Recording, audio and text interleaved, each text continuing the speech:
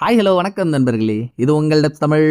இன்னைக்கு நம்ம பார்க்க போற படம் 2007 ரிலீஸ் ஆன கிசரகின்ற ஒரு ஜாப்பனீஸ் மிஸ்ட்ரி காமெடி மூவியை தான் பார்க்க போறோம். பெருசா எந்த பொருட்செலவும் இல்லாம 4 செவத்துக்குள்ள 5 பேரை வச்சு எடுக்கப்பட்ட ஒரு மொரக்குத்தலான மிஸ்ட்ரி படம் தாங்க இது. ரூமுக்குள்ள இருக்க 5 பேருக்குமே ஒருத்தன் யாருன்றது இன்னொருத்தவனுக்கு தெரியாது. பட் இந்த 5 பேரும் ஒரு வருஷத்துக்கு முன்னால தற்கொலை பண்ணிட்டு இறந்து போன ஒரு செலிபிரிட்டி பொண்ணோட தீவிரமான ஃபேன்ஸ். தீவிரம்னா எந்த அளவுக்கு? ரத்தத்தின் ரத்தம், நாட்டி துடிப்பு, முதுகெலும்பு, எக்ஸெட்ரா எக்ஸெட்ரான்னு சொல்லிக்கிட்டே போலாம். அவ்வளோ வெறித்தனமான ஃபேன்ஸ். சரி, அந்த பொண்ணு செத்து ஒரு வருஷம் ஆயிடுச்சு. அவளை பத்தி நல்லா தெரிஞ்ச அவளோட ஃபேன்ஸ் கும்பல் கூடி ஒரு இடத்துல துக்கம் அனுசரிப்போம்னு அது வரைக்கும் பாத்துக்காத 5 பேர் இப்போ நேர்ல ஒரு இடத்துல ஒன்னா கூடுறானுங்க. செத்த பொண்ணு உயிரோட இருக்கும்போது அவளுக்கு நடந்த நல்ல நல்ல மூமெண்ட்ஸ் எல்லாம் இருக்கும்ல, அதை பத்தி எல்லாம் பேசவும் ஆரம்பிக்கிறானுங்க. ஸ்டார்டிங்ல எந்த பிரச்சனையும் இல்ல, எல்லாம் நல்லா தாங்க போகுது. பட் போக போக ஒருவேளை அந்த பொண்ணு தற்கொலை பண்ணிருக்க மாட்டாளோ, அவளை யாராச்சும் கொலை பண்ணிருப்பாங்களோ, அதுலயும் கொலை பண்ணால் இங்க இருக்க 5 பேர்ல ஒருத்தவனாதான் இருப்பானோ இப்படின்ற மாதிரி டாக் போயிடுது. அங்க இருக்க 5 பேர் மேலேயும் சந்தேகப்பட ஆளுக்கு ஒரு காரணம் இருக்கு. சோ இதுக்கப்புறம் படத்துல என்ன நடக்குது, படம் ஆரம்பிச்ச கொஞ்ச நேரத்துல இருந்து கடைசி நொடி வரைக்கும் வைக்க போற ட்விஸ்ட் அண்ட் டர்ன்ஸ் எல்லாம் என்ன, இதுதாங்க படத்தோட கதை. இப்போ வாங்கலாம். மொத்தத்துல அந்த பொண்ணு செத்ததுக்கு காரணம் யாரு, படத்துக்குள்ள போய் பாத்துருவோம். படத்தை ஓபன் பண்ணா மொட்டை மாடிக்கு மேல தனியா இருக்க ஒரு பில்டிங். அதை ரெண்டுக்கு எடுத்த குருன்ற ஒருத்தவன் பில்டிங் குள்ள போறான். நான் இன்ட்ரோலே சொன்ன பாத்தீங்களா, செலிபிரிட்டி பொண்ணு ஒருத்தி ஒரு வருஷத்துக்கு முன்னால தற்கொலை பண்ணிட்டு இறந்துட்டான்னு. இவன் அந்த பொண்ணோட பயங்கரமான ஃபேனு. அந்த பொண்ணுக்கு இருக்க ஃபேன்ஸ்லயே நம்ம தான் நம்பர் 1.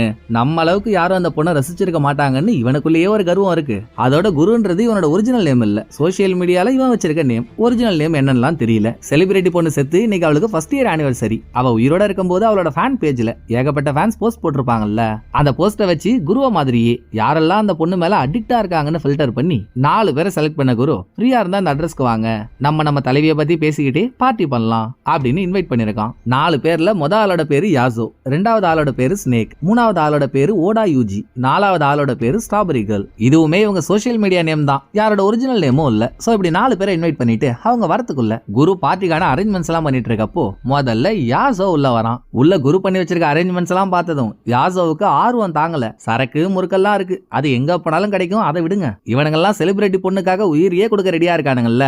அப்படிப்பட்ட பொண்ணோட இதுவரைக்கும் யாரும் பார்க்காத ரேரான போட்டோஸ், அவ கொடுத்த இன்டர்வியூ சம்பந்தப்பட்ட டீடைல், அவளை பத்தி நியூஸ் பேப்பர்ல வந்த விஷயங்கள், இதெல்லாம் தனித்தனியா கலெக்ட் பண்ணி குரு அதை ஒரு புக்ல வச்சிருக்கான்.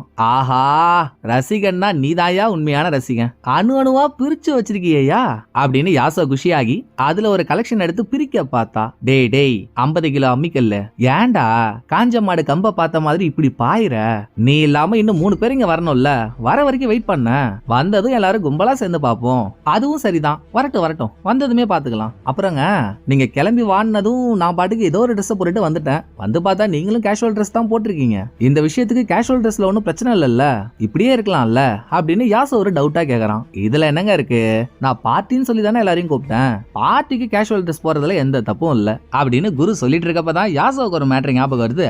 அச்சச்சோ, நான் உங்க எல்லாருக்காகவும் ஆப்பிள் கேக் ஒன்னு ரெடி பண்ணி எடுத்துட்டு வந்தாங்க, வர வழியில ஒரு சூப்பர் மார்க்கெட் போனோம் பாருங்க, அங்கே மறந்து வச்சுட்டு வந்துட்டோம் போல, சரி நீங்க பாருங்க நான் அதை போய் எடுத்துட்டு வந்துடுறேன் அப்படின்னு யாசோ வெளியே போன கொஞ்ச நேரத்திலேயே 2வது ஆளான ஸ்னேக் உள்ள வரான். குருவோட கலெக்ஷனை பார்த்ததும் யாசோவுக்கு வந்த அதே ஆர்வம் தான் இவனுக்கும். ஆர்வத்துல அலப்பறையை கொடுத்துட்டு இருக்கும் போதே 3வது ஆளான ஓடா யூஜி உள்ள வரான். பயபுள்ள பயங்கர ஸ்ட்ரிக்டான ஆளா இருக்கும் போல, ஒரு வார்த்தை தான் பேசுறான், ஆனா ஒரு வார்த்தை பேசினாலும் கரெக்டா பேசுறாங்க. ஃபார் எக்ஸாம்பிளுக்கு குரு கேஷுவல் ட்ரெஸ் போட்டுட்டு இருக்கான்ல, உள்ள வந்த ஸ்னேக்கும் சரி ஓடா யூஜியும் சரி கோட் சூட் எல்லாம் போட்டுக்கிட்டு ஃபியூனரலுக்கு வர மாதிரி பக்காவா வந்திருக்கானுங்க. அதுக்கு ஓடா யூஜி குருவை பார்த்து கேக்குறான், ஏஞ்சி நம்ம எல்லாரும் இங்க கூடி இருக்கிறது எதுக்கு, செத்த நம்ம தலைவிக்கு துக்கம் அனுசரிக்க தானே, இதுக்கு நடுவுல பார்ட்டி பண்றோம்னா அது வேற கதை, பட் மெயின் மேட்ரு துக்கம் அனுசரிக்க, துக்கம்னாலே கருப்பு சொக்கா தான் போடணும்ன்றது உலக வழக்கம். நீங்க என்னடா கேஷுவல் ட்ரெஸ் போட்டுட்டு வந்து இதுல எந்த தப்பும் இல்லன்றீங்களே, இதை கேட்டா மேல சொர்க்கத்துல இருக்க நம்ம தலைவியே உங்களை பார்த்து காரி துப்புவா அப்படின்னு எதையோ சொல்லி உசு பேத்தினதும் கரெக்ட் தாங்க, நான் இதை யோசிக்காம போயிட்டேன் பாருங்க, 2 நிமிஷம் டைம் கொடுங்களேன்,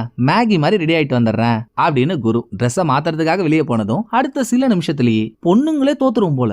அப்படி வெக்கப்பட்டு தலையை குனிஞ்சுக்கிட்டு புதுசா ஒருத்தவன் உள்ள வரான். யாருகிட்டையும் பேசல. வந்ததும் யோ மாட்டுக்கு வீட்டுக்குள்ள போய் எடுத்துட்டு வந்து புட்டியை திறந்து என்னமோ பண்ணிட்டு இருக்கான். யாரா இவன், திறந்த வீட்டுக்குள்ள ஏதோ நுழைஞ்ச மாதிரி நுழைஞ்சு நம்மள கண்டுக்கவே மாட்டான். ஒருவேளை இந்த வீட்டை ரெண்டுக்கு விட்ட ஆள் பத்தி குரு கொஞ்ச நேரத்துக்கு முன்னால சொல்லிட்டு இருந்தானே அவனா இருப்பானோ? ஆமா வீட்டு ஓனரா தான் இருப்பான் இப்படின்னு ஸ்னேக்கும் ஓடாயிஜியும் பேசிட்டு இருக்கும் போதே திரும்ப யாசோ வந்துடுறான். பின்னாலே ட்ரெஸ் மாத்திக்கிட்டு குருவும் வரானா.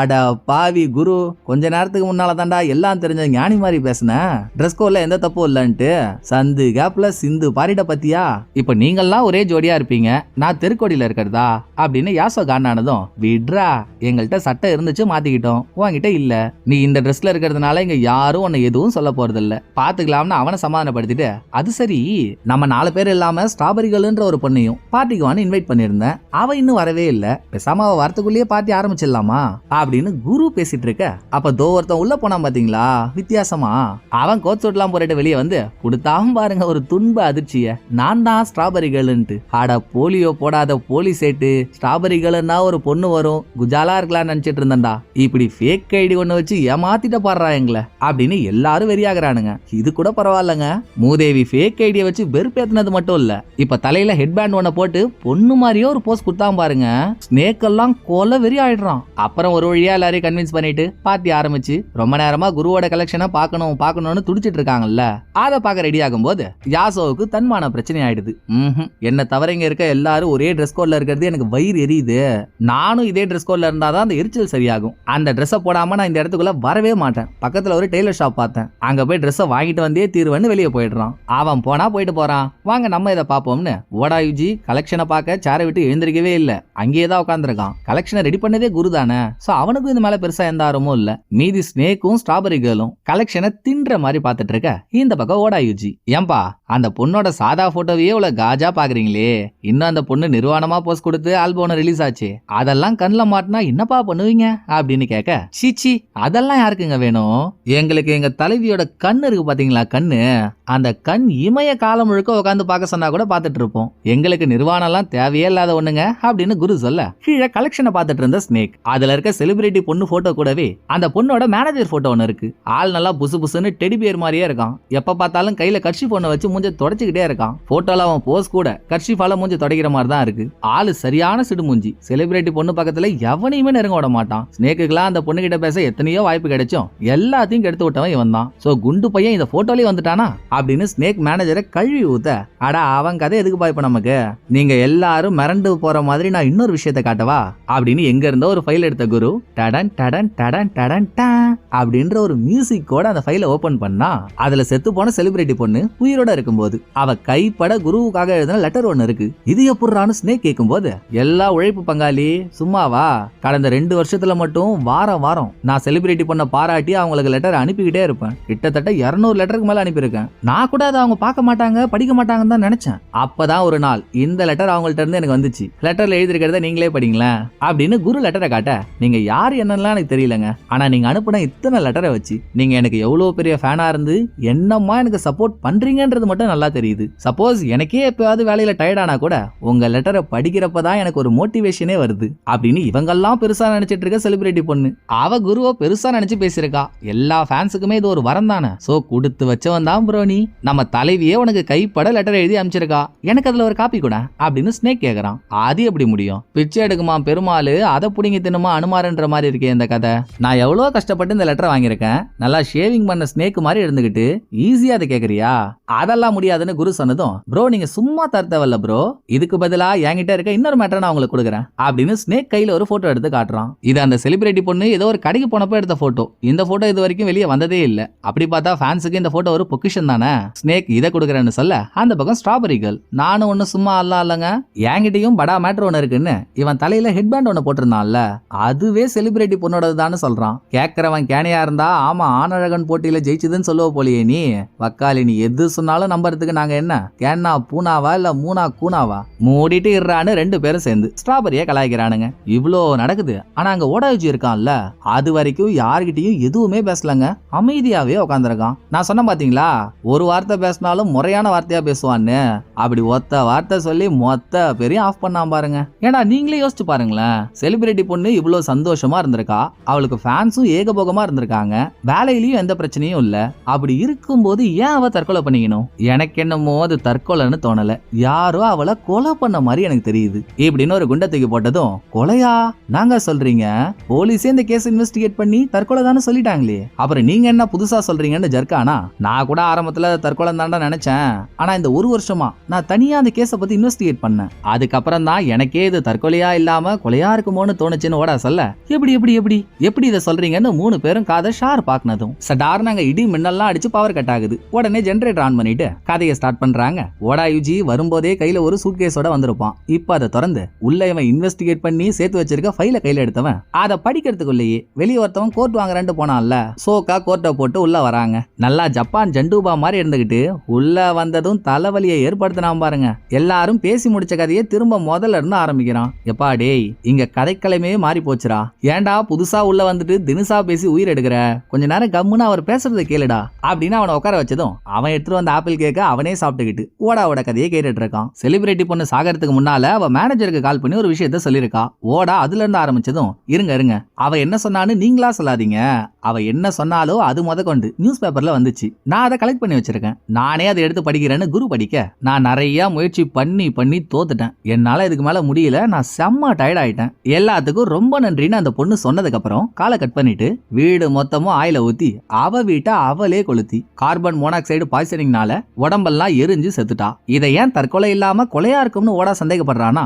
வீடு எரிய ஆரம்பிச்சதும் அதை அணைக்கிறதுக்காக போன ஒரு ஃபயர் ஃபைட்டர் கிட்ட விசாரிக்கிறப்போ இவங்க நெருப்பு அணைக்க போன டைமிங்ல வீட்டு ஜன்னல் திறந்து இருந்ததா அவர் சொல்லியிருக்காரு. ஒருத்தவங்க சாகணும்னு முடிவு பண்ணிட்டா, அதுவும் வீட்டையே கொளுத்தி சாகணும்னு முடிவு பண்ணிட்டா, வீட்டோட கதவு ஜன்னல் எல்லாத்தையும் மூடி தானே வச்சிருப்பாங்க. அது எப்படி திறந்து இருந்துச்சு? இதை தாண்டி சாகிறதுக்கு ஈஸியா சாகிறதுக்கு நிறைய வழி இருக்கு. ஏன் இவ்வளவு கஷ்டமான வழியை அவ தேர்ந்தெடுக்கணும்? அப்போ இது தற்கொலையா இல்லாம அவ மேல கோபமா இருந்த யாரோ ஒருத்தவங்க திறந்திருந்த ஜன்னல் வழியா வீட்டுக்குள்ள போய் அந்த பொண்ணை மிரட்டி அவ வாய்ஸாலேயே மேனேஜருக்கு போன் பண்ணி இந்த மாதிரி பேச வச்சுட்டு வீட்டை கொளுத்தி விட்டுட்டா. இவங்க உள்ள வந்துட்டு போனதுக்கான எந்த ஆதாரமும் இருக்காது இல்ல, எல்லாமே நெருப்போட நெருப்பா எரிஞ்சிரும். சோ ஏன் கொலகாரம் எவனோ ஒருத்தவன் செலிபிரிட்டி பொண்ணை வீட்டுக்குள்ளேயே வச்சு அவளை கொளுத்திடக்கூடாது அப்படின்னு ஓடா சொல்ல இதை நம்புன ஸ்னேக்கும் சரிங்க நீங்க சொல்றதெல்லாம் உண்மைன்னே ஒத்துப்போம். ஆனா போலீஸே இந்த கேஸை தற்கொலைன்னு முடிச்சிட்டாங்க. இது கொலைன்னு சந்தேகப்பட்டிருந்தா சஸ்பெக்ட்னு யாரையாவது பிடிச்சிருப்பாங்கல்ல, அவங்களும் பிடிக்கல. அட்லீஸ்ட் நீங்களாச்சும் இந்த கேஸ்ல சஸ்பெக்ட்னு ஒரு ஆள் இருக்கிறதா சொல்லுங்க, அப்புறம் நீங்க சொல்றதா நாங்க நம்புறோம்னு கேட்டதும் இருக்காங்க சஸ்பெக்ட்னு ஒருத்தவன் இந்த கேஸ்ல இருக்கான். செலிபிரிட்டி பொண்ணு சாகிறதுக்கு 2 வாரத்துக்கு முன்னால இருந்தே அவளை யாரோ ஃபாலோ பண்ணிருக்காங்க. அவ்வளோ ஏன் அந்த பொண்ணு சாகிறதுக்கு 1 வாரத்துக்கு முன்னால அவளை ஃபாலோ பண்ணிட்டு இருந்தால் செலிபிரிட்டி பொண்ணு வீட்டுல இல்லாத சமயத்துல திருட்டுத்தனமா ஜன்னல் வழியா உள்ளேயும் போயிருக்கான். ஆனா உள்ள இருந்து வெளிமதிப்பான பொருள் எதுவும் காணாம போல. அதுக்கு பதிலா உள்ள போனவன் கிச்சன்ல இருந்த பாத்திரத்தெல்லாம் கழுவி வச்சுட்டு அந்த பொண்ணோட பெட்ஷீட் எல்லாம் மடிச்சு வச்சுட்டு வீட்டையே கிளீன் பண்ணிட்டு வந்திருக்கான். அப்படி பார்த்தா இவனுமே அந்த பொண்ணோட ஃபேன்ஸ்ல ஒரு ஆளா தான் இருக்கணும். ஒருவேளை செலிபிரிட்டி பொண்ணு மேல உயிரியே வச்சிருந்தவன் அந்த பொண்ணு நம்மள காதலிக்கல, இல்ல அந்த பொண்ணு வேற யாரையோ காதலிக்கிறான்றது தெரிஞ்சுக்கிட்டு நமக்கு கிடைக்காதது எவனுக்கும் கிடைக்க கூடாதுன்ற கோவத்துல கூட ஃபாலோவர் அந்த பொண்ணை கொலை பண்ணிருக்கலாம் அப்படின்னு ஓடா சொல்லிட்டு இருக்கும் போதே நல்லா மக்ரோனி தின்னு வளர்ந்த மண்புழு மாதிரி இருந்துகிட்டு கொஞ்ச நேரத்துக்கு முன்னால உள்ள வந்து கேக்க வெட்டுன்னு வெட்டினால யாசோ, அவன் செஞ்ச கேக்கையே அவனுக்கு சூனியம் வச்சிருது. கேக்ல ஏதோ ஒரு ஃபால்ட் இருக்கும் போல. சாப்பிட்ட உடனே வயித்த கலக்க ஆரம்பிச்சிருது. நீங்க பேசிக்கிட்டே இருங்க நான் வந்துடுறேன்னு வெளியே ஓடுறான். கருமம் நான் மாதிரி டாபிக் பேசிட்டு இருக்க போய் இவன் என்ன வேலை பாக்குறான் பாத்தியா? யாரா இவனெல்லாம் இந்த பார்ட்டி கூப்பிட்டது? போய் தொலைடான அவனை அனுப்பிடுறாங்க. சோ இந்த கதையெல்லாம் சொன்ன ஓடா கூடவே இத பத்தி போலீஸ்லயும் கம்ப்ளைண்ட் கொடுத்தானா. ஆனா போலீஸ் அதை பத்தி கண்டுக்கவே இல்லைன்னு சொல்றான். இதுல குருவுக்கு ஒரு டவுட். நீங்க சொன்னதெல்லாம் ஒரு பக்கம் இருக்கட்டுங்க, பட் இந்த இன்ஃபர்மேஷன்லாம் உங்களுக்கு யார் கொடுத்தா? எதை வச்சு இதுதான் நடந்துச்சுன்னு இவ்வளவு ஸ்ட்ராங்கா சொல்றீங்க அப்படின்னு கேக்குறான். இதை எல்லாத்தையும் செலிபிரிட்டி பொண்ணோட மேனேஜர் தான் என்கிட்ட சொன்னா. அதை அப்படியே நான் போலீஸ்ட சொல்லியும் அவங்க என்ன ஒரு பொருட்டா கூட மதிக்கல. கேஸ் முடிஞ்சிச்சு, நீ கிளம்புன்னு அனுப்பிட்டாங்க அப்படின்னு ஓடா சொல்ல இருக்கவே இருக்காதுங்க. செலிபிரிட்டி பொண்ணை ஒருத்தவன் ஃபாலோ பண்றான்னு போலீஸ்ல எந்த ஒரு இடத்துலயும் கம்ப்ளைண்ட் ரெஜிஸ்டர் ஆகவே இல்ல. எனக்கு அது நல்லா தெரியும்னு குரு அவ்வளவு ஸ்ட்ராங்கா பேசுறான். இல்ல புரியல, அது எப்படி உனக்கு தெரியும்? நீ எப்படி இவ்வளவு கான்பிடண்டா பேசுறன்னு கேட்டா அங்கதான் குரு கொடுக்கறான் ஒரு ட்விஸ்ட. பாக்கெட்ல இருந்து அவனோட பேட்ச் எடுத்து வெளியே காட்டுறான். கடைசியில பார்த்தா இவன் ஒரு போலீஸ். சோ செலிபிரிட்டி பொண்ணு செத்ததும் நான் அவளோட கேஸ் ஃபைல அலசி ஆராய்ஞ்சேன். எந்த ஒரு இடத்துலயும் அவளை யாரோ ஃபாலோ பண்ண மாதிரி கம்ப்ளைண்ட் ரெஜிஸ்டர் ஆகவே இல்ல. சோ நீங்க சொல்றது பொய்ன்னு குரு சொல்றான். அதெல்லாம் இல்லப்பா, நான் ஒரு போலீஸ்ட சொன்னேன். அவர் அதை கம்ப்ளைண்டா ரெஜிஸ்டர் பண்ணாதானே டேட்டா பேஸ்ல இருக்கும். அவங்க தான் பண்ணவே இல்லையே. அப்படி பார்த்தா செலிபிரிட்டி பொண்ணோட கொலைய போலீஸ் தான் மறைச்சிருக்காங்க. எங்க இதை வெளியே சொன்னா அவங்களுக்கு வேலை அதிகமாயிடுமோ, கொலைகாரனை கண்டுபிடிக்க அலையணுமோன்ட்டு இதை மறைச்சிட்டாங்க அப்படின்னு ஓடா அவன் பிடிச்ச புடியில இருக்கான். இப்படி இவங்க 2 பேருக்குள்ள காரசாரமான கான்வர்சேஷன் போயிட்டு இருக்கப்போ நடந்த எதுலயுமே ஸ்ட்ராபெரி கலந்துக்கல. இதெல்லாம் ஏன்டா பேசுறானுங்கன்ற மாதிரி இவ்வளவு நேரம் காதை பொத்திட்டு ஒரு ஓரமா உட்கார்ந்துருந்தான். இதுக்கு மேல அவனால தாங்கிக்க முடியல. நான் ஏதோ ஜாலியா இருக்கலான்ட்டு வந்தா இங்க ஃபாலோவர் போலீஸ் கொல்லைன்னு மூட ஸ்பாயில் பண்றீங்க, போங்கடா நான் கிளம்புறேன்னு கதவு வரைக்கும் போயிடுறான். பட் ஓடா அவனை வெளியே போக விடல. ஏங்க அவன் போறான்னா போட்டுமே, அவனை ஏன் தடுக்கிறீங்கன்னு ஸ்னேக்கும் குருவும் கேட்டதுக்கு அப்புறம் தான் ஓடா அடுத்த ட்விஸ்ட கொடுக்கறான். அது எப்படி இவர் அவ்வளவு அசால்ட்டா விட்டுற முடியும்? ஒரு ஃபாலோவர் செலிபிரிட்டி பொண்ணோட வீடு வரைக்கும் நான் போனான்னு சொல்லியிருந்தேன்ல, அந்த ஃபாலோவரே இந்த ஸ்ட்ராபெரி தான்றான். மறுபடியும் குழப்பம். இவன் யாருன்னே உங்களுக்கு தெரியாது, இப்பதான் இவனை முதல் தடவை பாக்குறீங்க. அப்படி இருக்கப்போ இவன் தான் ஃபாலோவர்னு எப்படி அவ்வளவு உறுதியா சொல்றீங்கன்னு கன்ஃபியூஸ் ஆயிடுது. ஓடா கிட்ட அதுக்கும் ஒரு எவிடன்ஸ் எவிடன்ஸ் இருக்கு. கையில ஃபைல் வச்சிருந்தான்ல, அதுல ஒரு பக்கத்தை திருப்பினவன் இப்ப நான் படிக்க போறது அந்த டைம்ல, அதாவது செலிபிரிட்டி பொண்ணு சாகிறதுக்கு ஒரு வாரத்துக்கு முன்னால ஸ்ட்ராபெரி கேர்ளோட ஐடியில இருந்து செலிபிரிட்டி பொண்ணோட ஃபேன் பேஜ்ல போட்ட போஸ்ட் இது. நல்லா கேளுங்க. நான் இன்னைக்கு நைட்டு ஒரு கேண்டில கொளுத்தி வச்சுட்டு தூங்கினேன். அந்த கேண்டில பத்த வச்சதும் எனக்கு அவ்வளோ நிம்மதியா தூக்கம் வந்துச்சு. செலிபிரிட்டி பொண்ணை பார்த்து இன்ஃப்ளூயன்ஸ் ஆகி தான் இந்த கேண்டில நான் வாங்கியே வச்சேன் இப்படின்னு ஒரு போஸ்ட் இருக்கு. செலிபிரிட்டி பொண்ணு அவ வீட்டுல என்ன கேண்டில் யூஸ் பண்றான்றது வெளியே இருந்த ஸ்ட்ராபெரிகளுக்கு எப்படி தெரியும்? எந்த ஒரு இன்டர்வியூலயும் நான் அந்த கேண்டில யூஸ் பண்றேன்னு செலிபிரிட்டி பொண்ணு சொன்னதே இல்ல. அடி முதல் நுனி வரை அந்த பொண்ணோட இன்டர்வியூ எல்லாத்தையும் குரு கரைச்சு குடிச்சிருக்கான். சோ எப்படி ஸ்ட்ராபெரிக்கு இது தெரிஞ்சது? இது ஒன்னாச்சா? ரெண்டாவது, அடுத்த ஸ்ட்ராபெரிகள் ஐடியில இருந்து வந்த ஒரு போஸ்ட்ல இந்த லக்கி சப்பின்னு ஒரு கார்ட்டூன் கேரக்டர் இருக்கும். அதோட ஸ்டிக்கர்லாம் நிறைய வெளியே வரும். செலிபிரிட்டி பொண்ணை பார்த்து இன்ஃப்ளூயன்ஸ் ஆகி நானும் அந்த ஸ்டிக்கரை வாங்கி வீட்டுல எல்லா இடத்துலயும் ஒட்டி வச்சிருக்கேன்னு ஒரு போஸ்ட் வந்திருக்கு. இது ரெண்டாச்சா? இது எல்லாத்தையும் தாண்டி ஸ்ட்ராபெரி தலையில போட்டிருந்த ஹெட் பேண்ட் செலிபிரிட்டி பொண்ணோடதுன்னு சொன்னா இல்லையா, அப்ப யாரும் அதை நம்பல. இப்ப அதிகாரப்பூர்வமா இவன் மேல இவ்வளவு பழி விழுந்ததுக்கு அப்புறம் எப்படி நம்பாம இருக்க முடியும்? கொய்யால அப்ப உண்மையதான் சொன்னியாடா நீ? அவ வீட்டுக்குள்ள திருட்டுத்தனமா போய் நீ இந்த ஹெட் பேண்டை எடுத்திருக்க. ஆக மொத்தத்துல நீ தான் செலிபிரிட்டி பொண்ண கொலையும் பண்ணிருக்க. ஏன்டா அப்படி பண்ணன்னு ஓடா சொல்றது உண்மையோ பொய்யோ தெரியாது. பட் ஸ்னேக் ஓடா சொல்றதுக்கெல்லாம் என்னமா ஜால்ரா அடிக்கிறான்றீங்க? ஒரு போர்க்களமே நடக்குதாங்க. எப்படியோ ஸ்ட்ராபெரி மாட்டிக்கிட்டான். இதுக்கப்புறம் என்ன நடந்துச்சோ அந்த உண்மையை சொல்லிதான் ஆகணும். அவனும் சொல்றான். பட் இதே கதைய வேற மாதிரி சொல்றான். எப்படின்னா, நீங்க சொல்றதெல்லாம் கரெக்ட் தாங்க, ஆனா நான் செலிபிரிட்டி பொண்ண டார்ச்சர் பண்ற மாதிரி எல்லாம் ஃபாலோ பண்ணல. ஒரு தீவிரமான ஃபேன். அப்பப்ப அவளை பார்க்கணும்னு ஆசை இருக்கும்ல. சோ நான் வீட்டுக்கு போறப்பலாம் அவ வீட்டு வழியா நடந்து வந்துகிட்டே மேல இருக்க அவ வீட்டை எட்டி பார்ப்பேன். ஒரு நாள் அப்படி பாக்குறப்பதான் செலிபிரிட்டி பொண்ணு வீட்டை விட்டு வெளியே எங்கேயோ கிளம்பி போனான். பட் இவ வீட்டு ஜன்னலை திறந்து விட்டுட்டா. எங்க எவனாச்சும் உள்ள போயிட போறான், நம்மளே போய் ஜன்னலை மூடிடுவோம்னு பைப்ல ஏறி ஜன்னலை மூடுறதுக்காக போனேன். வீட்டுக்குள்ள பார்த்தா கிச்சன்ல பாத்திரம் போட்டது போட்ட மாதிரியே இருக்கு. ட்ரெஸ் எல்லாம் கலைஞ்சு போயிருந்தது. நம்ம தலைவி அவளுக்காக சின்ன ஹெல்ப் கூட பண்ணலனா எப்படி? பண்ணி வச்சுட்டு போவான் தான் வீட்டுக்குள்ள போனேன். பாத்திரத்தை கழுவுனேன், பெட்ஷீட்டை மடிச்சு வச்சேன். அவ ட்ரெஸ் எல்லாம் இருந்துச்சு, அதையும் மடிச்சு கபோர்ட்ல வச்சேன். அந்த டைம்ல தான் இவன் கேண்டில், லக்கி சப்பி, அந்த ஸ்டிக்கர் எல்லாம் பார்த்திருக்கான். இதை தவிர நான் வேற எதுவுமே பண்ணலங்க. அதோட வீட்டுல இருந்து வெளியே வந்துட்டாங்க அப்படின்னு ஸ்ட்ராபெரி இதுதான் நடந்துச்சுன்னு சொல்லியும் யாருக்கும் நம்பிக்கை வரல. நல்லா மாடு மேஞ்ச மறி குழந்தை மாதிரி இருந்துகிட்டு உன் இஷ்டத்துக்கு நீ ஒரு கதை சொன்னா நாங்க நம்பிடுவோமா?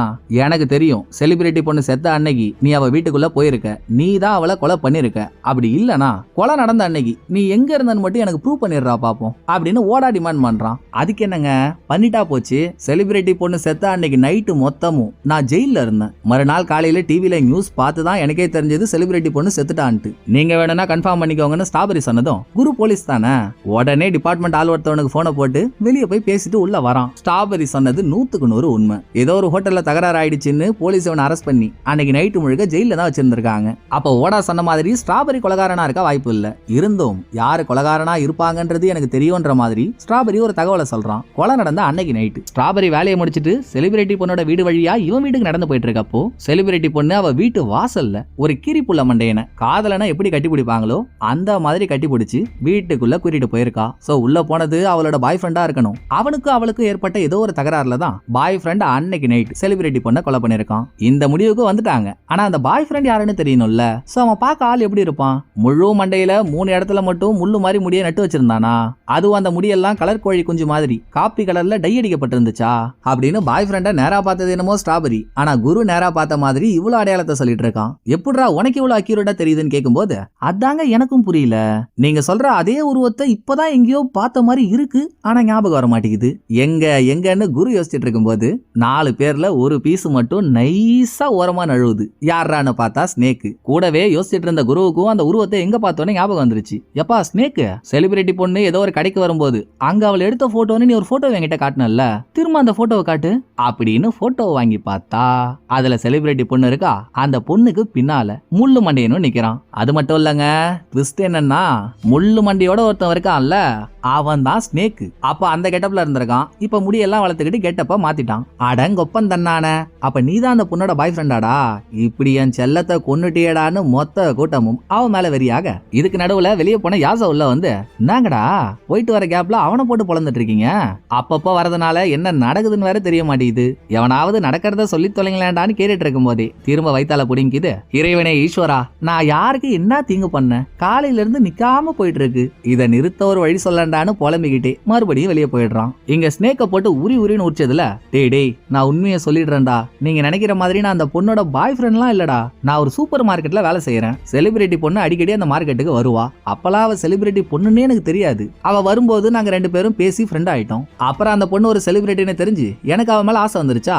அந்த பொண்ணு என் கடைக்கு வரப்போலாம் லக்கி சப்பி ஸ்டிக்கரை தான் விரும்பி வாங்குவா. அன்னைக்கு அவ வீட்டுக்கு கூட மூடியில லக்கி சப்பி பொம்மை போட்ட பாட்டில் செட்டை தான் கொடுக்க போனேன். அவ என்ன கட்டி பிடிக்கல, என் கையில இருந்த அந்த பாட்டில் செட்டை தான் ஆசையா கட்டி பிடிச்சா. அதோட என்ன ஏன் வீட்டுக்குள்ள கூப்பிட்டான்னு கேக்குறீங்களா? நான் எடுத்துட்டு போன பாட்டில் எல்லாம் ஆயில் ஊத்த வேண்டியதா இருந்துச்சு. அத அவ என்கிட்ட சொன்னதும், நான் தான் இருக்கேன்ல, நான் இருக்கும்போது நீங்க ஏன் கஷ்டப்படுறீங்க, நான் ஹெல்ப் பண்றேன்னு நான் தான் வலுக்கட்டாயமா கேட்டு வீட்டுக்குள்ள போனேன். பாட்டில்ல எண்ணெயெல்லாம் ஊத்தி வச்சேன். சரி ஒரு கப்பு காஃபி குடிச்சிட்டு போனா, அதை குடிக்கிறப்போ வீட்டுக்குள்ள இருந்த கரப்பாம்பூச்சி எல்லாம் வெளியே வந்துச்சு. அதை பார்த்து அந்த பொண்ணு பயந்தா. அவளுக்காக கரப்பாம்பூச்சி எல்லாம் ஒழிச்சு காட்டினேன். ஆனா ஒண்ணுங்க, நான் அவ வீட்டுக்குள்ள போறப்போ ஒரு விஷயத்த நோட் பண்ணேன். செலிபிரிட்டி பொண்ணு தடபுடலா யாருக்காகவோ சமைச்சிட்டு இருந்தா. யாருக்குன்னு நான் கேட்கும்போது, எனக்கு ரொம்ப பிடிச்ச என்ன நல்லா சப்போர்ட் பண்ற ஒரு ஆளுக்கு நாளைக்கு பிறந்த நாள், சோ அவருக்கு அனுப்புறதுக்காக சமைக்கிறதா சொன்னான். அவ்வளவுதான். அதோட நான் வெளியே வந்துட்டேன். நைட்டு முழுக்க கடையிலேயே தான் இருந்தேன். உங்க எல்லாருக்கும் ஞாபகம் இருக்குல்ல, அன்னைக்கு நைட்டு பெருசாலாம் இல்ல, ரொம்ப சின்னதா நிலநடுக்கம் ஒண்ணு நம்ம ஊர்ல வந்துச்சு. என் கடையில இருக்க பொருள் எல்லாத்தையும் ரேக்ல ஒட்டி ஒட்டி வச்சிருப்பானுங்க. ஒரு பொருளை வெளியே எடுத்துட்டாலே மொத்த பொருள் விழுந்துரும். சோ அந்த எர்த்து கோயிக்குல பொருள் எல்லாம் கீழே விழுந்து கலைஞ்சிருச்சு. நைட்டு மொத்தமும் என் கடையில நான் அதை அடுக்கி வச்சிட்டு இருந்தேன். நம்பலனா என் கடை ஓனர் கூட கால் பண்ணி கேளுங்க, அவர் எனக்காக சாட்சி சொல்லுவாருன்னு கதையை முடிக்கிறான். இந்த கதையை கேட்ட குருவோட நிலைமையை பார்க்கணுமே, என்னடா அநியாயம் இது. அந்த பொண்ணுக்கு இருக்க ஃபேன்ஸ் கூட்டத்திலேயே நம்ம தான் நம்பர் 1 நினைச்சு பெருமையா இருந்தோம். இங்க என்னடான்னா ஒருத்தன் அந்த பொண்ணோட வீட்டுக்குள்ளேயே போய் அவ உள்ளாட முத கொண்டு மடிச்சு வச்சுட்டு வந்தான்றான். இன்னொருத்த என்னடான்னா நல்லா டீ தூள்ல முக்குன டிஎம்டி கம்பி மாதிரி அந்த டைம்லயே ஒரு வித்தியாசமான ஹேர் ஸ்டைல வச்சுக்கிட்டு பொண்ணு கூட ஃப்ரெண்டா இருந்தான்றான். அப்ப நான் தான் ஏப்ப சாப்பியாடா அப்படின்னு சொங்கி போய் உட்கார, அது வழி வேற டிபார்ட்மெண்ட், விட்டு தள்ளுங்க. பட் இப்போ ஸ்னேக் சொன்ன கதையில எனக்கு ஸ்பெஷலான ஆள் ஒருத்தவங்க இருக்காங்க. அவங்களுக்கு நான் அந்த குக்கீஸ் அனுப்ப போறேன்னு சொல்லி செலிபிரிட்டி பொண்ணு யாருக்காகவோ சமைச்சிட்டு இருந்தால, அப்படின்னா இவங்க இல்லாம அவளுக்கு வேற யாரோ ஒரு ஆள் லவ்வரா இருந்திருக்கான் தானே அர்த்தம். அது யாரா இருக்கும்னு ஒரு டாபிக் வரப்போ இந்த பக்கம் சம்பந்தமே இல்லாம ஓடா யூஜி யாக்கூன். நீங்க தேடுற அந்த பொண்ணு லவ்வரோட பேரு யாக்கூன். இத அந்த பொண்ணே என்கிட்ட சொல்லியிருக்கா. 2 பேரும் சின்ன வயசுல ஒன்னா ஒரே ஊர்ல தான் பிறந்து வளர்ந்துருக்காங்க. அப்பையில இருந்தே இவங்களுக்குள்ள லவ்ஸும் ஓடிட்டு இருந்திருக்கு. வளர்ந்ததுக்கு அப்புறம் கல்யாணம் பண்ணிக்கலாம்னு மாறி மாறி சத்தியெல்லாம் கூட பண்ணிருக்காங்கன்னா பாத்துக்கோங்களேன். அந்த பொண்ணு அடிக்கடி யாக்கூனை பத்தி பேசிட்டு இருப்பா போல. அவனை பத்தி பேசுறப்பெல்லாம் அந்த பொண்ணுக்கு கண்ணை செவந்துரும் வெக்கத்துல. என் ஆள் பாக்கிறதுக்கு ஜானி டிப் மாதிரி இருக்கான்லாம் கூட சொல்லியிருக்கா. இத ஓடா சொன்னதும் 2 நிமிஷம். சரி, ஒரு பொண்ணுக்கு ஒரு பையன் காதலனா இருக்கிறதுல எந்த பிரச்சனையும் இல்லையே, ஏன் பெரிய ஆளா இருந்தா அவங்களுக்கு லவ்லாம் வரக்கூடாதா அப்படின்னு பேசிக்கிறானுங்க. அதுக்கப்புறம் தான் ஒரு டவுட், ஆமா உனக்கு எப்படி அந்த பொண்ணோட பர்சனல் விஷயம் எல்லாம் தெரியும்? எங்கேயோ ஏதோ இடிக்குதே, உண்மையாவே யார் நீ, உனக்கு எப்படி இதெல்லாம் தெரிஞ்சதுன்னு 3 பேரும் சுத்து போட்டதும் ஓடா யூஜி அங்க இருந்து கிளம்ப பாக்குறான். எப்படி கிளம்ப பாரு நீ, நாங்க 3 பேரும் யாரு என்னன்றதை ரிவீல் பண்ணோம்ல, இப்ப நீ யாருன்னு சொல்லியே ஆகணும் அப்படின்னு பேசி அவனை பிரஷர் ஏத்த ஏத்த அவன் கடுப்புல ஸ்ட்ராபெரியை தள்ளி விட்டுட்டு பாக்கெட்ல இருந்து கர்ஷிப் எடுத்து மூஞ்ச தொடச்சிட்டு இருக்கான். அங்க தாங்க அடுத்த பயங்கரமான ட்விஸ்ட். இந்த கர்ஷிஃபால மூஞ்ச தொடக்கிற ஸ்டைல இதுக்கு முன்னாலே நாங்க எங்கேயோ பாத்துருக்கோமே. எங்கன்னு குடுகுடுன்னு ஓடி போய் குருவோட கலெக்ஷனை ஓபன் பண்ணி அதுல இதுக்கு முன்னாலேயே கர்ஷிஃபால மூஞ்ச தொடக்கிற மேனேஜரோட போட்டோவை பாத்திருந்தோம்ல, அத உத்து பார்த்தா இவன் தான் அவன் தான் இவன். எப்பா டேய், என்னடா போட்டோல இவ்வளவு குண்டு பையனா இருந்திருக்க, 1 வருஷத்துல உடம்ப குறைச்சிட்ட எப்படிறான்னு 3 பேரும் மெர்சல் ஆகும்போது, எல்லாம் கஷ்டம்டா கஷ்டம். நான் மேனேஜரா இருந்த அந்த செலிபிரிட்டி பொண்ணு செத்துட்டாலேன்ற கஷ்டம் சாப்பிட முடியல. 1 வருஷத்துல 55 கிலோ குறைச்சிட்டேன். இதோட இந்த 1 வருஷமா நான் பண்ண இன்வெஸ்டிகேஷன்ல ஸ்ட்ராபெரி கேர்ள்ன்ற ஐடிக்கு சொந்தமானவங்க தான் செலிபிரிட்டி பொண்ணை கொலை பண்ணிருப்பாங்கன்னு கெஸ் பண்ணி அவங்களும் இந்த பார்ட்டிக்கு வராங்க, நம்மளும் போயிட்டு கொலை பண்ணிடலான்ட்டு சொல்லி தான் இந்த பார்ட்டிக்கே நான் வந்தேன். ஆனா நான் நினைச்சது எல்லாமே மாறிடுச்சு. இப்ப உண்மையான கொலைகாரனா நான் எங்க போய் தேடுவேன் அப்படின்னு தலையை தொங்க போட்டுட்டு ஓடா ஒரு ஓரமா போய் உக்காடுறான். இன்னொரு பக்கம் குரு, நல்லா இருக்குடா நீங்க பண்றது ரொம்ப நல்லா இருக்கு. அவன் வீட்டுக்குள்ள போனான்றான், இன்னொருத்தவன் ஃப்ரெண்டுன்றான், லாஸ்டா நீ மேனேஜர்ன்ற. என்ன தவிர எல்லாரும் அந்த பொண்ணு கூட நெருக்கமா தான் இருந்திருக்கீங்கல்ல, எல்லாம் என் தலை எழுத்து அப்படின்னு குரு அழுதுட்டு இருக்கும்போது இதே மாதிரி இன்னொரு அழுகுரல் வெளியே கேக்குது. யார்ரான்னு எட்டி பார்த்தா யாசு. அட நம்ம ஊர் நாக்கு பூச்சி, ஒரு வழியா எல்லாத்தையும் முடிச்சுட்டு வந்துட்டியாப்பா, வாப்பா வாப்பா, இந்த கூட்டத்திலேயே எனக்கு கம்பெனி கொடுக்குற ஒரே ஆள்னா நீதான்ப்பா. இவனுங்க 3 பேரும் நம்ம தலைவி கூட எவ்வளவு க்ளோஸா இருந்திருக்கானுங்க தெரியுமாப்பா. நம்ம தான்ப்பா வெட்டி முண்டோம் வீணா போன தண்டமா இருந்திருக்கும். நீ எதுக்கும் ஃபீல் பண்ணாத, விடு விடுன்னு குரு யாசோவுக்கு சமாதானம் சொன்னா அவன் எல்லாருக்கும் மேல ஒரு பெரிய ட்விஸ்ட் கொடுத்தான் பாருங்க. இவ்வளவு நேரமா இவங்க பேசிட்டு இருந்த எந்த சீன்லயுமே இவன் இல்ல. மேனேஜர் யாக்குனுன்ற பேரை சொல்றப்பதான் வெளியே வந்து உட்காந்துருக்கான். சோ கொஞ்சம் கதை தானே இவனுங்க எனக்கு தெரியும். அப்படி இருக்கப்போ திடீர்னு உள்ள வந்து, நீங்க நினைக்கிற மாதிரி யாரும் அந்த பொண்ணை கொலை பண்ணலடா, அவளே தான் தற்கொலை பண்ணிக்கிட்டு செத்துட்டான்றான். உனக்கு எப்படிடா தெரியும்னா, தெரியும், ஏன்னா அந்த பொண்ணோட காதலனான யாக்குனே நான் தான். நானும் அவளும் பேசாத நாளே இல்ல, டெய்லியும் போன்ல பேசிப்போம். அப்படி பேசுறப்பெல்லாம் அவ என்கிட்ட என்ன சொல்லுவா தெரியுமா, இதோ உட்காந்துருக்கால மேனேஜர்னு ஒருத்தவன், இவன் அந்த பொண்ணு கிட்ட எவ்வளவு ஸ்ட்ரிக்டா நடந்துக்கிறான்றத பத்தியும் வேலையினால அவ எவ்வளவு டார்ச்சர் அனுபவிக்கிறான்றத பத்தியும் சொல்லி புலம்புவா. ஒரு நாள் அந்த பொண்ணு நியூடா போஸ்ட் கொடுத்து ஆல்பம் கூட ஒன்னு ரிலீஸ் ஆச்சு. அது கூட அவ சம்பந்தப்பட்டு நடக்கல. மேனேஜரே கான்ட்ராக்ட் சைன் பண்ணி வலுக்கட்டாயமா அந்த பொண்ணை நடிக்க வச்சிருக்கான். இதனாலதான் மனசுடைஞ்சு அவ செத்தே போயிட்டா. எல்லாம் என் தப்பு தான். நான் அப்பவே அவளை இந்த ஃபீல்டுக்குள்ள போகாதன்னு தடுத்தேன். மீறி போனா நான் விட்டுருக்க கூடாது. ஏன் பிடிவாதத்தை விட அவளுக்கு அவ வைராக்கியம் பெருசா இருந்திருக்கு. அந்த பொண்ணு இந்த ஃபீல்டுக்கு போகணும்னு முடிவெடுத்ததுக்கு காரணமே, அவளுக்கு 4 வயசா இருக்கும் போதே அவளோட அப்பா அவளை விட்டு போயிட்டாரு. சோ நம்ம வளர்ந்துட்டோம், நம்ம ஒரு பெரிய பொண்ணு ஆயிட்டோம். அப்பா இல்லனாலும் என்னால தனியா எல்லாத்தையும் பண்ண முடியும்னு அவ அப்பாவுக்கு ப்ரூவ் பண்ணணும்ன்றதுக்காகத்தான் இந்த வேலையவே சூஸ் பண்ணி போனான். அங்க ஒரு தற்குறி இந்த பொண்ணோட சாவுக்கு காரணமா இருக்கும்னு யாருமே நினைச்சிருக்க மாட்டாங்களே அப்படின்னு யாசோ கோவம் மொத்தத்தையும் மேனேஜர் பக்கம் திருப்பினதும், இதுல நான் என்னடா பண்ணேன், நான் அந்த பொண்ணுக்கு மேனேஜரா வேலை செய்யறேன். ஒரு மேனேஜர் வேலை செய்யற இடத்துல ஸ்ட்ரிக்டா நடந்துகிட்டாதான் எல்லாம் கரெக்டா போகும்னா நான் அதை பண்ணி தானே ஆகணும். இதோட ஆல்பம் மேட்டர்ல நான் அந்த பொண்ணை கட்டாயப்படுத்தலாம் இல்ல, அவளே விருப்பப்பட்டுதான் எல்லாத்தையும் பண்ணான். சரி, அவ சோகமே பட்டிருந்தாலும் அது அவளுக்கு பிடிக்கவே இல்லைனாலும் என்கிட்ட சொல்லிருக்கணும்ல. என்கிட்ட விருப்பப்படுற மாதிரி பேசிட்டு உள்ள தனியா போய் உன்கிட்ட ஃபீல் பண்ணா எனக்கு எப்படிரா அது தெரியும். நான் அதை அவளை பண்ண வச்சதுக்கு காரணமே, எவ்வளவு நாள் தான் அவளும் ஸ்டேஜ் டான்சராவே இருப்பா. இப்படி இருந்தா நிறைய பேர் காணாமலே போயிட்டாங்க. இவளும் அந்த மாதிரி போயிடக்கூடாது, பெரிய ஸ்டார் ஆகணும்னு சொல்லிட்டு தான் அவளை அந்த ஆல்பம்கே ரெடி பண்ண. இருந்தாலும் இதுல பாதிக்கப்பட்டுதான் அவ தற்கொலை பண்ணிருக்கான்னா அவ சாவுக்கு முழுக்க முழுக்க காரணம் நான் தான். பேசாம இதே இடத்துல வச்சு என்ன கொன்னுருங்கன்றான். இவனை கொன்னுட்டு எவன் ஜெயிலுக்கு போறது? நீ சாவறத விட ஒன்னால அந்த பொண்ணு செத்துட்டான்னு நினைச்சு வலியோட வாழற பத்தியா, அதுதான் உனக்கு பெரிய தண்டனை. அதை அனுபவிச்சே சாவுன்னு 4 பேர் அவனை தட்டி விட்டுறாங்க. இதுக்கப்புறம் ஓடா ஒரு ஓரமா தனியா உட்காந்துருக்கான். மீதி 3 பேர் யாசோ கிட்ட, ஏங்க செலிபிரிட்டி பொண்ணு உங்களுக்கு டெய்லியும் கால் பண்ணி பேசுவான்னு நீங்க சொன்னீங்கல்ல, அவ தற்கொலை பண்ணிக்கிட்ட அன்னைக்கு உங்களுக்கு கால் பண்ணலான்னு கேட்டா, பண்ணாலே, நல்லா தான் பேசிட்டு இருந்தா, வீடு முழுக்க ஒரே கரப்பாம்பூச்சியா இருக்கு, அதை அழிக்க ஏதாச்சும் வழி இருந்தா சொல்றான்னு கேட்டா. நானும் சொன்னேன், வீட்டுல லெமன் லிக்விட் வச்சிருக்கல்லமா, அதை எடுத்து வீடு மொத்தமும் தெளிச்சு விடு, கரப்பாம்பூச்சி செத்துரும்னு. பேசிட்டு இருக்கும் போதே நடுவுல ஏதோ ஒரு கால் வந்துருச்சு, நான் திரும்ப கூப்பிடுறேன்னு சொல்லி போனை கட் பண்ணிட்டா அப்படின்னு யாசோ சொல்லி முடிக்கிறான். உடனே இங்க இருந்த ஓடும் வெயிட்டிங்ல ஒரு கால் வந்துச்சு இல்லையா, அதை பண்ணதே இவன் தான். அடுத்த நாள் ஸ்கெடியூல் பத்தி பேசுறதுக்காக போன் பண்ணிருக்கான். பேசிட்டு காலை கட் பண்ணிட்டான். இந்த கால் நடந்தது மணி நைட்டு 10:35க்கு. திரும்ப 10:55க்கு அதே பொண்ணு மேனேஜருக்கு போனை போட்டு, நான் என்னால எவ்வளவு முடியுமோ அவ்வளவு முயற்சி பண்ணிட்டேன், என்னால எதுவும் பண்ண முடியல, நான் டயர்டே ஆயிட்டேன், எல்லாத்துக்கும் நன்றின்னு சொல்லிருக்கா. இதை கேட்டதும் குருவோட போலீஸ் மூலம் வேலை செய்யுது. என்னடா இது, 10:35க்கு யாசோ கிட்டையும் சரி மேனேஜர் கிட்டையும் சரி செலிபிரிட்டி பொண்ணு நல்லா தான் பேசியிருக்கா. அடுத்த 20 நிமிஷத்துக்குள்ள ஏன் அவ தற்கொலை பண்ணணும்னு யோசிச்சு மேனேஜருக்கு போன் பண்ணி அந்த மாதிரி பேசியிருக்கணும். அதுலயும் அந்த பொண்ணுக்கு முக்கியமான ஆள்னா யாரு, யாசோ. தற்கொலை பண்ணிக்க போறேன்னு இவங்கிட்ட தானே சொல்லியிருக்கணும். ஏன் அவளுக்கு பிடிக்காத மேனேஜர் கால் பண்ணி அதை சொல்லணும்? ஏதோ ஒண்ணு சரியில்லையே. ஏன்பா யாசோ, செலிபிரிட்டி பொண்ணு உங்ககிட்ட கடைசியா பேசுறப்போ கரப்பாம்பூச்சி அழிக்கிறதுக்கு நீ ஒரு ஐடியா கொடுத்துருக்க, கரெக்டா? ஒரு லெமன் லிக்விட் எடுத்து வீடு முழுக்க தெளிக்க சொன்ன, அதானே? ஒருவேளை ஏன் அந்த பொண்ணு லெமன் லிக்விடுக்கு பதில் ஆயில் ஒன்னு எடுத்து இதுதான் லெமன் லிக்விடுன்னு தவறா நினைச்சு அதை வீட்டுல தெளிச்சிருக்க கூடாது? அத சொன்ன குரு, தம்பி, காட்டெருமைக்கு பிறந்த நாட்டெருமை ஸ்னேக், நீ தானே அன்னைக்கு உன் கடையில இருந்து சில பாட்டில் செட்டை எடுத்துட்டு போய் அந்த பொண்ணுக்கு ஹெல்ப் பண்றேன்னு சொல்லி ஒரு பாட்டிலையும் ஆயில் லிக்விட் எல்லாம் ஃபில் பண்ணி வச்சதா சொன்ன. அந்த பாட்டில்ஸ் எல்லாம் பாக்குறப்போ ஒன்னுத்துக்கு இன்னொன்னு வித்தியாசம் தெரியற மாதிரி இருக்குமா இப்படின்னு குரு கேக்குறான். யோசிச்சு பார்த்தா பெருசா எந்த வித்தியாசமும் இல்ல. எல்லா பாட்டிலும் ஒரே மாதிரி தான் இருக்கு. ஒரு பாட்டிலுக்கு மேலயும் அந்த லக்கி சப்பி பொம்மை இருக்கு. வித்தியாசம்னு பாத்தீங்கன்னு வைங்களேன், ஒரு பாட்டில்ல மூடிக்கு மேல இருக்க பொம்மை பால் புட்டியை குடிச்சிட்டு இருக்கு, இன்னொரு பாட்டில்ல மூடிக்கு மேல இருக்க பொம்மை சோளத்தை சாப்பிட்டுட்டு இருக்கு. இவ்வளவுதான். இதெல்லாம் ஒரு வித்தியாசமா? இதை வச்சு பார்த்தா குரு நினைச்ச மாதிரி எந்த பாட்டில்ல எந்த லிக்விட் இருக்குன்னு தெரியாம ஆயில் இருக்க பாட்டில லெமன் லிக்விட்னு நினைச்சு தப்பா கையில எடுத்த பொண்ணு வீடு முழுக்க அதை தெளிச்சுட்டு படுத்துட்டா. இவ தெளிச்ச ஆயில்ல ஃபயர் பத்திக்கிட்டு வீடே எரிஞ்சு போச்சு. பட் பத்திக்கணும்னா அதுக்கு ஃபயர்னு ஒண்ணு வேணும்ல, அது எங்க இருந்து வந்துச்சுன்னு யோசிக்கும் போது ஸ்ட்ராபெரி சொன்ன கதையில இருக்க ஒரு மேட்டரையும் ஸ்னேக் சொன்ன கதையில இருக்க ஒரு மேட்டரையும் தனித்தனியா எடுத்து ஒன்னா சேர்த்து பார்த்தா அதுக்கான பதிலும் கிடைச்சிரும். அந்த பொண்ணோட வீட்டுக்கு போன ஸ்ட்ராபெரி வீட்டுல தூங்குறதுக்காக யூஸ் பண்ற ஒரு கேண்டில பாத்திருக்கான். அப்படின்னா டெய்லியும் அந்த பொண்ணு கேண்டில பத்த வச்சுட்டு தானே தூங்குறான்னு அர்த்தம். இன்னொரு பக்கம் ஸ்னேக் சொன்ன கதையில செலிபிரிட்டி பொண்ணு சேர்த்தா அதே நைட்டு சின்னதா ஒரு எர்த்குவேக் வந்துச்சுன்னு சொன்னான்ல.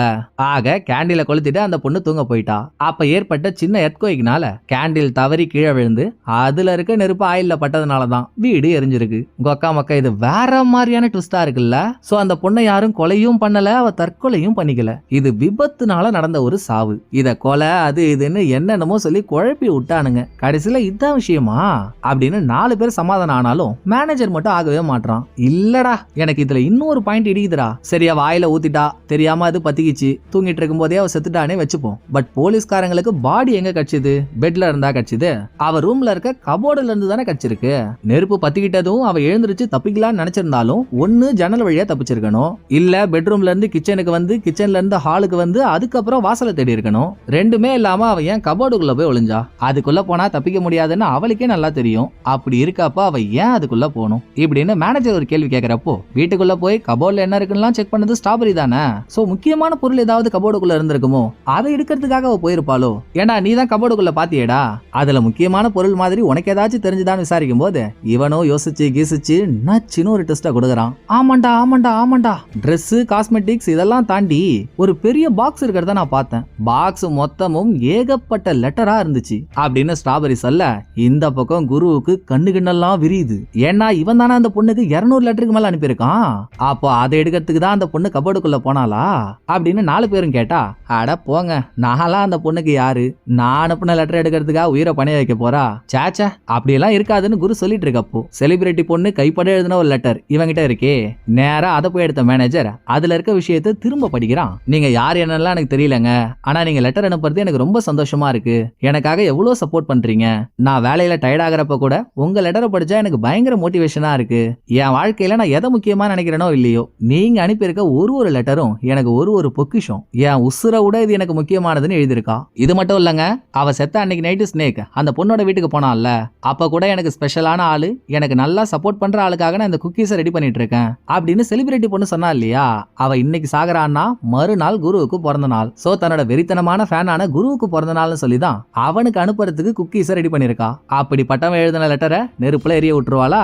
நெருப்பு எரியறப்போ தப்பிக்க கூட முயற்சி பண்ணாம கபோர்ட்ல இருக்க லெட்டர் எடுக்க வந்து நெருப்புல மாட்டிக்கிட்டு செத்துட்டா. இதை கேட்டுட்டு அவளுக்கு நம்ம முக்கியம் நினைச்சு சந்தோஷப்படுறதா இல்ல நம்மளால அவ உயிர் போயிடுச்சே நினைச்சு வருத்தப்படுறதான்னு குருவுக்கு தெரியல.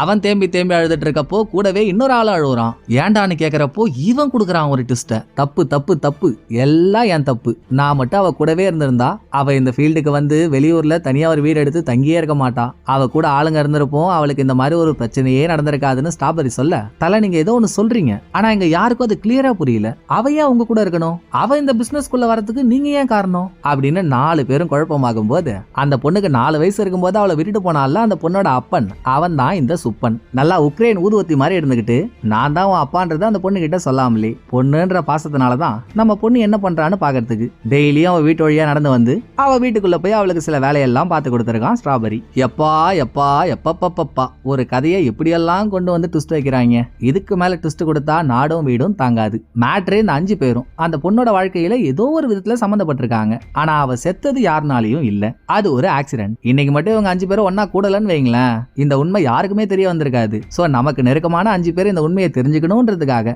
மேல இருந்து அந்த பொண்ணைய கூட இவங்க நேர்ல பாத்துக்கிற மாதிரி ஒரு செட்டிங்க பண்ணிருக்கலாம் அப்படின்னு தான் இவனுங்க நினைக்கிறானுங்க. இந்த நினைப்போடையே ஒவ்வொருத்தவனும் அந்த பொண்ணு கூட ஒன்னா இருந்த மூமெண்ட்ஸ். அப்படி இல்லனா குருமாரி ஆளலாம் லெட்டர் மட்டுமே அனுப்பி அந்த பொண்ணை நெஞ்சில வச்சு நினப்புல தாங்கினால, இதெல்லாம் அவனுங்களுக்குள்ள ஓட்டி பார்த்துட்டு இருக்கும் போதே படத்தோட கதை முடியுது. இந்த படம் உங்களுக்கு பிடிச்சிருக்குன்னு நம்புறேன். அடுத்த ஒரு நல்ல படத்துல வந்து நான் உங்களை மீட் பண்றேன். இந்த வீடியோ உங்களுக்கு பிடிச்சிருந்தா லைக் பண்ணிடுங்க. எப்படி பண்ணிருக்கேன்றத மறக்காம கமெண்ட்ல சொல்லிடுங்க. தேங்க்யூ, டடா பாய்.